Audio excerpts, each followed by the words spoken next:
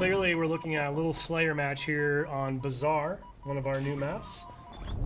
There's a lot to take in, I'm sure, for viewers who are just seeing a lot of stuff for the first time here.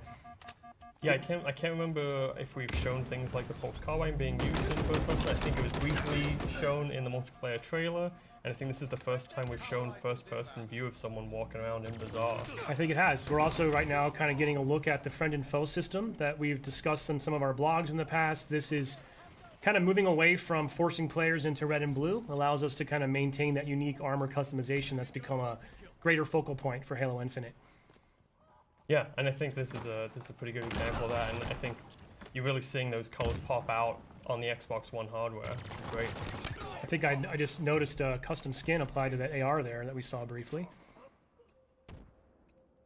I missed it, unfortunately. I do love the... Oh, yeah. I love the AR skins. Yeah, It's kind of nice being able to customize your starting weapon. It's the one you're going to see most often, so I like to have mine looking sharp. Now, internally, from a development and playtest perspective, I mean, obviously we've got the teams focusing on all platforms and all builds, and safe to say that we've got folks truly getting sweaty on Durango, on Xbox Series X and S, and low, medium, and high PC specs as well, right? Yeah, so obviously, as I said before, we can't cover every PC spec out there, but we try to have a good range within our testing, and we have folks playing on Xbox Ones regularly, myself included.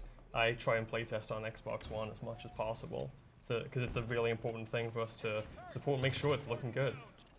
Yeah, it really is awesome that we're able to kind of bring that audience forward with us, right? I mean, we know there's obviously a large amount of Xbox One players out there, especially as, you know, frankly, some people I think are still eager to acquire a new console, and with some of the supply chain issues that have come around during the pandemic, not necessarily easy for everyone. So, you know, thankfully I'm not one of the engineers. I can't imagine it's necessarily a trivial undertaking to be able to scale so smartly across different hardware, but I gotta say, shaping up super nice, and really looking forward to getting some feedback from Xbox One players after this weekend. Yeah, absolutely.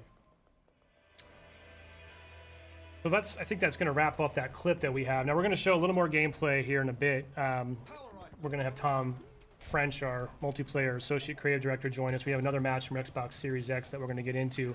But once this wraps up, we're going to jump back over to the build, and we're going to